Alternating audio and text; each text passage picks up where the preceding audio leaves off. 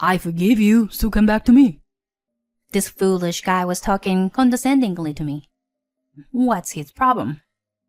I won't forgive this jerk who threw me into the depths of hell. My name is Lydia. I am an ordinary 44-year-old housemaker. I'm busy with house chores every day, and I'm satisfied with my life. My husband Jason and I have been married for almost 20 years. Looking back, a lot has happened in our marriage. The time my father-in-law passed away right after our wedding, and all the errands I had to run for his funeral. When I struggled to find the best way to communicate with the demanding mother-in-law. And then building a house and going through fertility treatment. We never had children. Of course we wanted to, and we tried hard. However, both of us had infertility issues, and the storks never came to us.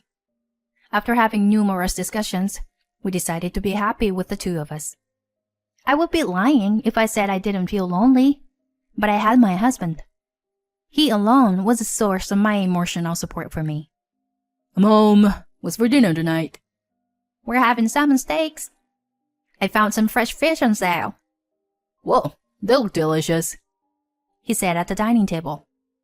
Amazing. Your food is the best. Really? I'm glad. Oh, I'm so glad we got married. He looked really satisfied. I was glad I married him too. He made me feel fulfilled.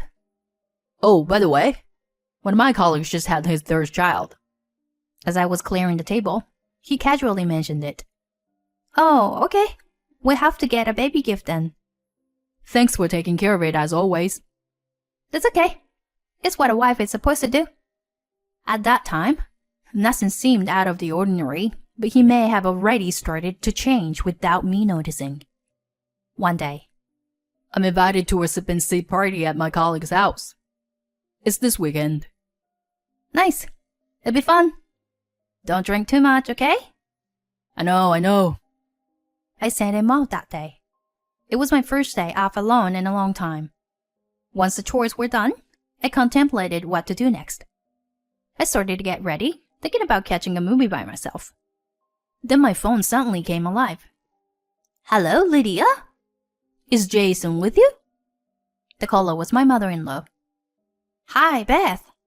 He's out right now. Oh, was he? He went to a sip and see party at his colleagues. She was silent after my reply. Then she let out a heavy sigh before she spoke. You know, Lydia, I don't want to say too much about this, but Jason is frustrated.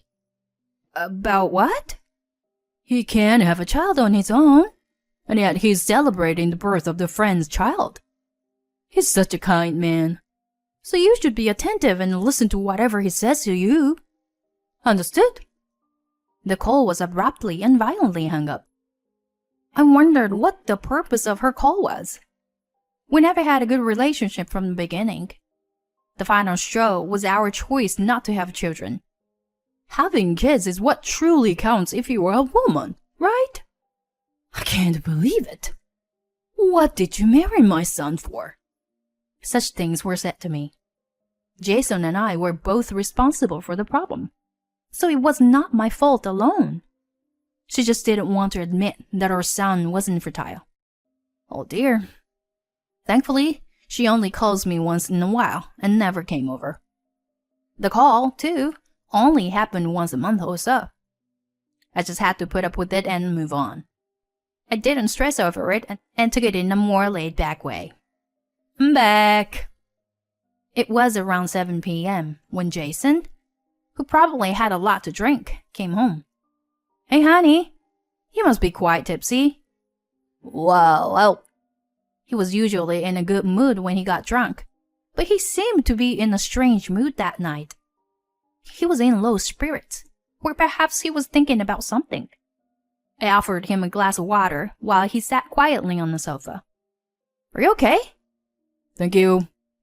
He took it and drank it down in one gulp. I saw the baby. He's so cute. Oh, that's great. To be honest, I have yet to get used to him talking about kids. We wanted to have one, but we couldn't have one. Every time I face reality, I felt the prickle of pain from the thorn that was still stuck in my chest. I wonder if there is still hope. He slurred. What do you mean? By the time I managed to squeeze out a few words, he was already passed out on the sofa. I wondered what he meant. Maybe he meant that he wanted to have a child. All kinds of thoughts were going through my head. It must have been just a temporary thought, seeing the baby up close.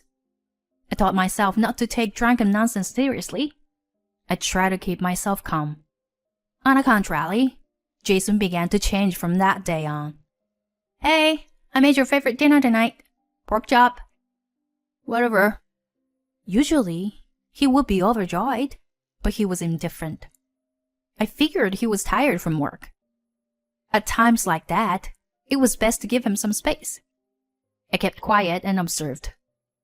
After a while, Hey honey, I want to go shopping this weekend, so can you drive me? Why? You're just gonna waste money on the gas. Take a bus. But it'll be hard to carry heavy things by myself. Ah, such a hassle. He had never talked to me like that before. I was bewildered by the drastic change. Ew. Dinner is disgusting tonight. You're a housewife. Clean the house better. Don't talk to me.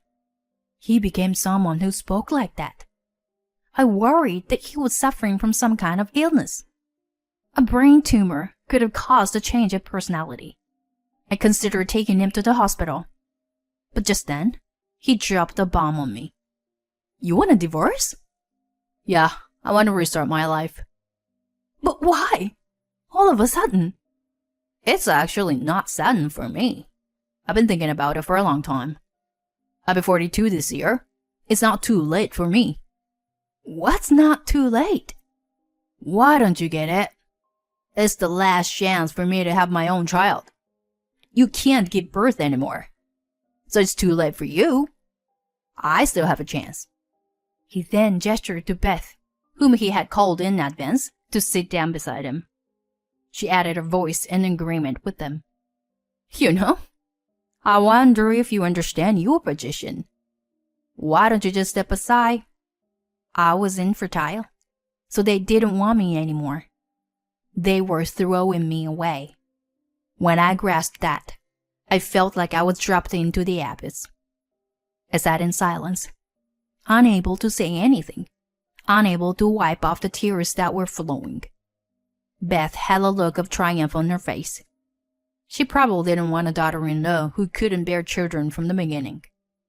I'm going to find a young and beautiful wife for him. She's going to have many kids. It would have been better if he had pointed out my inadequacies. Then I had room for improvement. There was absolutely nothing I could have done about the child. I had no choice but to agree to the divorce. I couldn't understand. I believed that we had been a happy couple. I had made up my mind to support and love Jason for the rest of my life. It was just my own self-indulgence. I felt empty and devastated and could only shed tears uncontrollably. Just think of it as a final act of kindness and agree with the divorce, please. Kindness? Surely if he wanted children, it would have been kind to leave him. Or are you going to ruin my life because of your selfishness? Selfishness? I reluctantly agreed to a divorce. The look of satisfaction on Beth's face made me feel like my heart had been gouged even more. And then Jason mercilessly kicked me out. After 20 years of marriage, it was such a cruel treatment. My parents were terribly worried about me as I became a zombie after the separation. The feeling of being betrayed and abandoned by someone I loved wasn't going away. I cried day in and day out. Maybe I was going back to my old life the next day. Maybe Jason was coming to tell me that it was all a lie. I was hoping for nothing but that. One day, my friend Macy came to see me out of worry. Lydia, don't throw your life away for a man like that. You've been a good wife all your life. She was one of the few friends I kept in touch with after I got married. She was a strong and kind woman who always praised and encouraged me.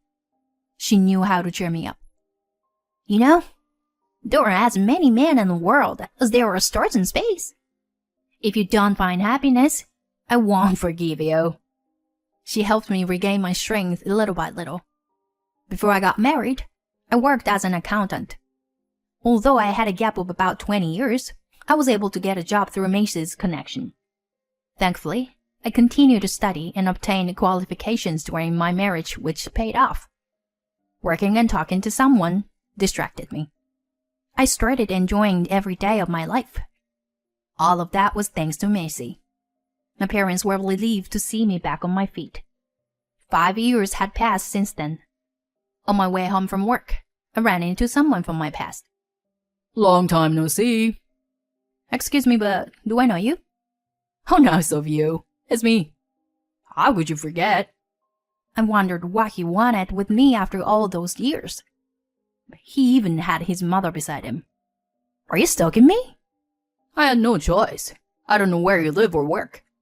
I thought if I walked around in your parents' neighborhood, I might see you.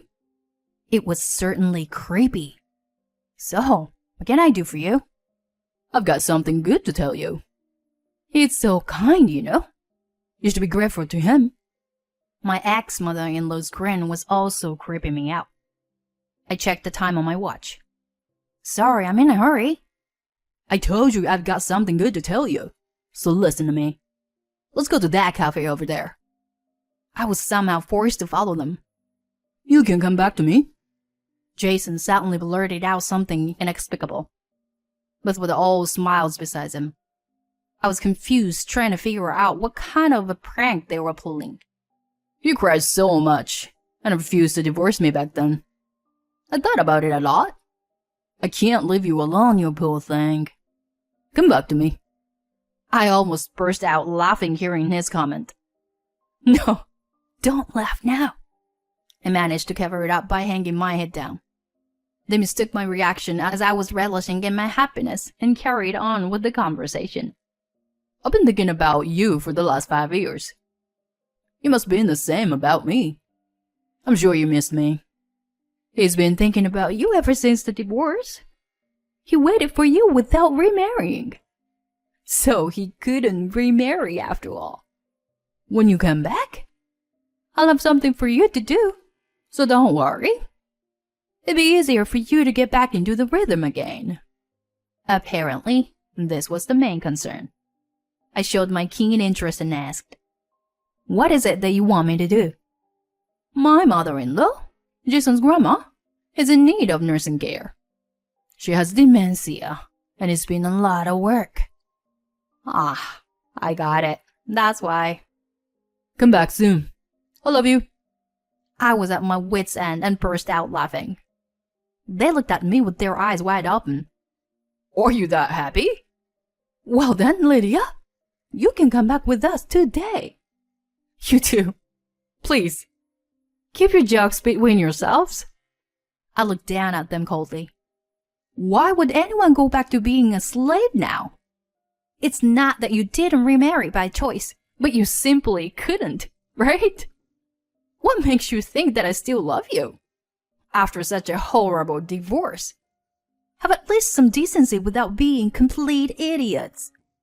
I put some cash on my coffee on the table and turned to leave the cafe. Then a girl came inside. I'm back. The girl jumped into my chest. Hey, Amy, sweetie. What are you doing here? I saw you from my side. The little girl was dripping away. Jason and Beth were looking at us, stunned. Mom, what's for dinner today? I don't know. Meatloaf? Yay! I love meatloaf.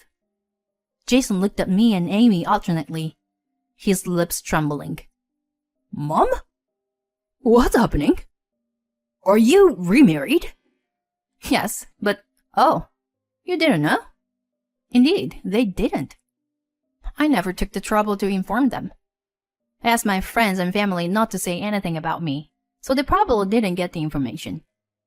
This can't be true. You were so reluctant to leave me.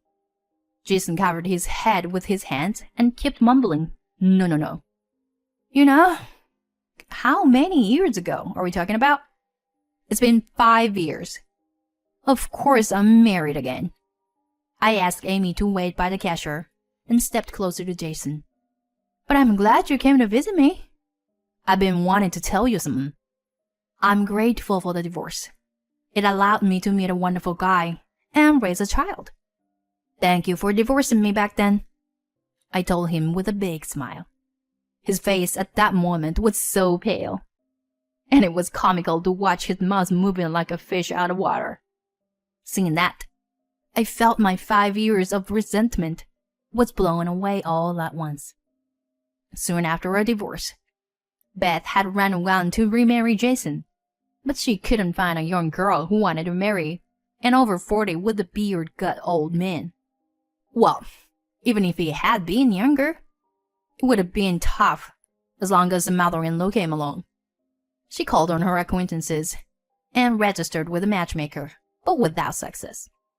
They both had planned to remarry right away, but were shocked to find out the reality. Then his grandmother developed dementia. That was when Beth must have gotten the idea of bringing me back. Seriously? Morons. Why did they even think that I was still waiting for him after 5 years? I'm very happy now. I have a sweet husband and a beautiful 7-year-old daughter. I met him through Macy, and we started going out. We hit it off exchanging our divorce stories, and ended up getting married. I wasn't sure if I would be able to get along with Amy at first. It's been almost 4 years since. We've built a truly amazing relationship as a mother and daughter. There may be difficulties in the future. I will continue to protect her no matter what it takes. It doesn't matter if we are blood related or not. Amy is my one and only daughter.